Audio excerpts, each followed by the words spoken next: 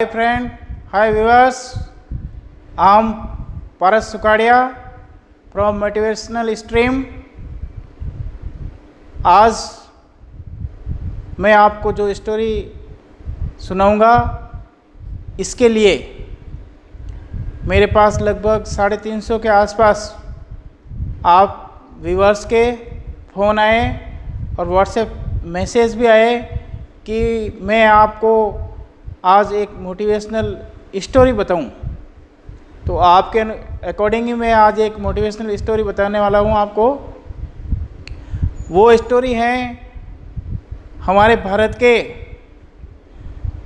आज से लगभग 43 वर्ष पूर्व के ऐसे महान, विरले और सादगी पसंद निराले प्रधानमंत्री की हैं, जो बहुत ही सादे यानी सादगी पसंद और महान विचारों को लिए हुए अपने जीवन को उन्होंने अंतिम समय तक निकाला। मैं कोशिश करूंगा कि आपको उन प्रधानमंत्री महोदय का नाम इस कहानी के अंत में सुनाऊं। इसलिए वो ऐसे प्रधानमंत्री जिनका कार्यकाल मात्र 5.5 महीने ही रहा, इन प्रधानमंत्री महोदय ने 28 जुलाई 1989 को 5वें प्रधानमंत्री के रूप में शपथ ग्रहण की। इनका कार्यकाल 28 जुलाई 1989 से 14 जनवरी 1980 तक रहा।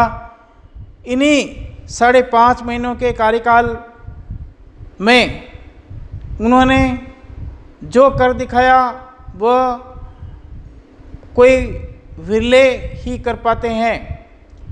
ये प्रधानमंत्री महोदय एक किसान नेता थे, जाट नेता थे तथा इन्होंने महात्मा गांधी के साथ आज़ादी की लड़ाई लड़ी। ये भारत के वित्त मंत्री भी रहे, गृह मंत्री भी रहे, 2 बार प्रधानमंत्री रहे तथा 2 बार मुख्यमंत्री उत्तर प्रदेश रहे। तथा ये जो कार्यकाल मैंने बताया, इस दौरान वे भारत के महान और अच्छे प्रधानमंत्री साबित हुए। ऐसे विरले प्रधानमंत्री को भला कौन भूल सकता है। जब इन्होंने 28 जुलाई 1989 को भारत के 5वें प्रधानमंत्री की शपथ ग्रहण की, तब इनको श्रीमती इंदिरा गांधी ने समर्थन दिया था। ये जनता पार्टी की तरफ से प्रधानमंत्री थे।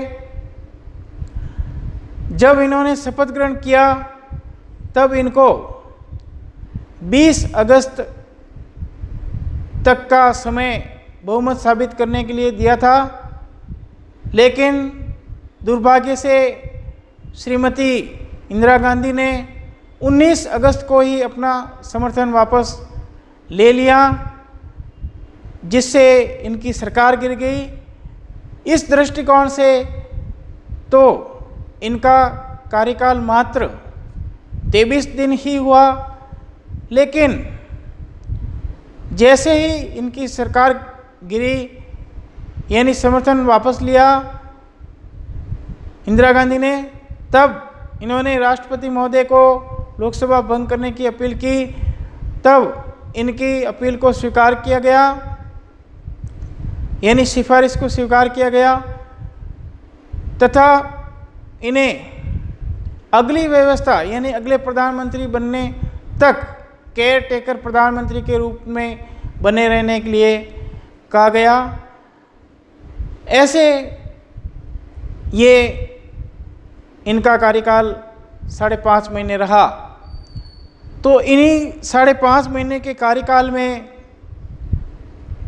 प्रधानमंत्री महोदय के पास किसानों की समस्या तथा पुलिस में किसानों की समस्याओं को लेकर जाने लगे किसान, तब इनसे रिश्वत मांगने की समस्या तथा ठेकेदारों द्वारा घूस मांगने की समस्या इत्यादि को लेकर गरीब किसान और मजदूर प्रधानमंत्री महोदय तक लिखित में शिकायत भेजते रहे।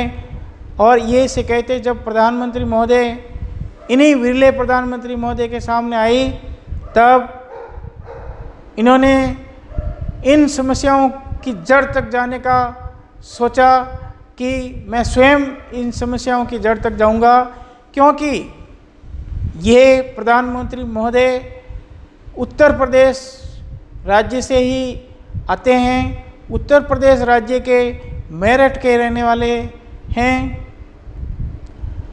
तो इनके उत्तर प्रदेश के इटावा जिले के उसराहार पुलिस स्टेशन की एक शिकायत जब इन्होंने स्वयं ने देखी पढ़ी, तब इन्होंने ये सोचा कि मैं इसकी जड़ तक जाऊंगा। इसी दौरान इन्हीं निराले और विरले सादगी पसंद प्रधानमंत्री महोदय का इटावा दौरा हुआ। इस दौरे का सरकारी कार्य निपटाने के पश्चात जब वो पुनः लौट रहे थे, तब अपने काफिले को उस उसराहार पुलिस स्टेशन से कुछ दूरी में ही इधर रुकने के लिए कहा कि आप इस पुलिस स्टेशन से काफ़ी दूर रुकिए, मैं कुछ काम करके आऊँगा जो मेरा सीक्रेट मिशन है। तब प्रधानमंत्री महोदय की इस बात को सेक्रेटरी और उनके सुरक्षा कर्मियों ने मान लिया, कॉन्फिडेंस में लिया था इन्होंने, प्रधानमंत्री महोदय ने उनको। इसलिए जैसे ही इस बात को एस्कॉर्ट ने और सेक्रेटरी ने माना, तो ये पास ही के खेत में एक किसान का भेष बदला। इन्होंने फटे पुराने मैले कुचेले मिट्टी लगे हुए कुर्ते को और धोती को पहना, बालों को एक किसान के जैसे बिखेरा और पैरों में चप्पल पहने। जैसा कि एक ग्रामीण किसान का लुक होता है, वैसा ही उन्होंने भेष बनाया। और प्रधानमंत्री महोदय उस समय लगभग 75 वर्ष के थे। तो ऐसे ही किसान जैसे कि धीरे धीरे धीमी चाल से चलते हैं, वैसे ही धीमी चाल से वो उस उसराहार पुलिस स्टेशन की तरफ गए। और जैसे ही थाना प्रभारी के चैम्बर की तरफ गए और देखा, तो उस समय थाना प्रभारी वहाँ नहीं थे। ऐसी स्थिति में इन्होंने सहायक थाना प्रभारी को अपनी रिपोर्ट अर्थात एफआईआर यानी शिकायत लिखने के लिए कहा। तब आमतौर पर जैसे पुलिस वाले टाल मटोल करते हैं, वैसे ही उन्होंने रिपोर्ट लिखने से मना किया और टाल मटोल किया कि हम कैसे माने कि आप जो कह रहे हैं वो हो। यानी उन्होंने ये स्टोरी वहाँ सुनाई कि मेरे साथ क्या हुआ। इन्होंने कहा, महोदय मैं उत्तर प्रदेश के इटावा में किसान कार्य के लिए बैल खरीदने के लिए आया था, मेरठ का रहने वाला हूँ। रास्ते में मेरे पॉकेट को किसी चोर ने काट लिया है और पैसे चुरा लिए हैं। आप प्लीज़ मेरी रिपोर्ट लिखें और मेरे खोए हुए पैसे वापस लाने की कृपा कराएं। तब पुलिस वाले आपस में टाल मटोल करते रहे कि हम कैसे माने कि आपके पैसे खोए हैं, किसी ने पॉकेट काटा है, हो सकता है आपने ही कहीं शराब पी लिया हो, उल्टे सीधे खर्चे कर दिए हो, गिरा लिए हो, इस प्रकार की बातें करने लगे। तो उन्होंने मना कर दिया रिपोर्ट लिखने से। तब वह वापस लौटने लगे।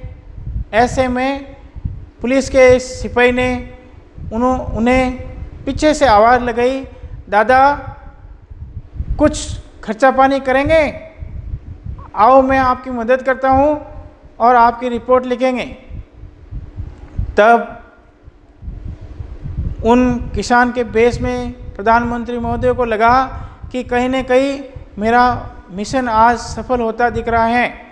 तो ऐसे में वो किसान और सिपाही महोदय में आपस में पैसों की उतार चढ़ाव की बातें चली और अंत में 35 रुपये में बात तय हुई कि आप 35 रुपये दोगे और हम आपकी रिपोर्ट लिख देंगे। तब वो किसान महोदय उन सिपाही के सामने बैठे और मौखिक रूप में जैसे जैसे उन्होंने बताया कि मैं मेरठ का रहने वाला हूँ और मैं यहाँ इटावा में बैल खरीदने के लिए आया था और रास्ते में किसी ने मेरा पॉकेट काट लिया है, मेरे पैसे चोरी कर हो गए हैं, तो आप इसकी रिपोर्ट लिखिए। तो उनके कहे अनुसार जैसे जैसे उन्होंने बताया वैसी रिपोर्ट लिख दी। रिपोर्ट लिखने के बाद सिपाही महोदय ने उनको पूछा कि दादा आप हस्ताक्षर करेंगे या अंगूठा लगाएंगे? तो किसान ने कहा कि मैं हस्ताक्षर करूंगा। तब वो शिकायत लिखी हुई रिपोर्ट उनके सामने की और सामने की। तब वो टेबल के ऊपर रखी हुई पेन को उठाया और सिग्नेचर किया। उन्होंने सिग्नेचर करने के पश्चात टेबल पर ही रखी हुई इंक पैड को भी उन्होंने अपनी तरफ खींचा।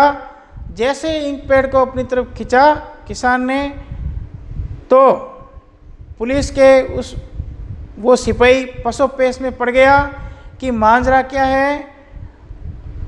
उन्होंने किसान ने सिग्नेचर पेन से कर लिए, फिर भी ये इंक पैड अपनी तरफ क्यों खींच रहे हैं। उसी दौरान उन्होंने अपने किसान के रूप में जो उन्होंने फटे पुराने मैले कुचेले कुर्ता और धोती पहने था, उन कुर्ता में से उन्होंने एक सील निकाली और उस सील को भी उस शिकायत रिपोर्ट पर लगा दिया। शिकायत रिपोर्ट पर सील लगाने के बाद पुनः उन्होंने वह रिपोर्ट उस सिपाही को दी। सिपाही ने सिग्नेचर को देखा। सिग्नेचर के ऊपर ही जब उन्होंने ये सील देखी, उसमें लिखा था प्रधानमंत्री भारत सरकार। जैसे ही प्रधानमंत्री भारत सरकार पढ़ा, उस सिपाही के पैरों तले जमीन खिसक गई और उस पुलिस स्टेशन में हड़कंप मच गया। तत्पश्चात आसपास के जितने भी police station, SP, collector, SSP और अन्य उच्च अधिकारियों को पता चला कि प्रधानमंत्री महोदय स्वयं उस थाने में आए हुए हैं और इस प्रकार का वाकया हो गया है। तो सभी उनको एस्कॉर्ट करने के लिए आए। उसी दौरान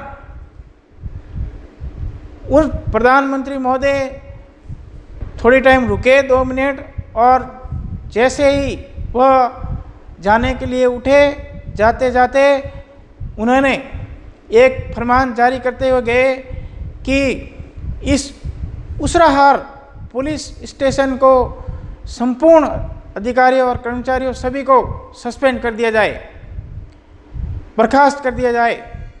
ये आदेश देकर चले गए और सभी अधिकारी उन्हें पीछे एस्कॉर्ट करने लगे। तब उन्होंने कहा कि आप मुझे एस्कॉर्ट नहीं, जो आदेश मैंने दिया है उसको आप लागू करिए तो आप जानते हैं कि ऐसे विरले, निराले और सादगी पसंद किसानों के बीच रहने वाले, मजदूरों के बीच रहने वाले, उनकी एक एक समस्या को व्यवहारिक रूप में समाधान करने वाले हमारे प्रधानमंत्री महोदय का नाम है चौधरी चरण सिंह जी।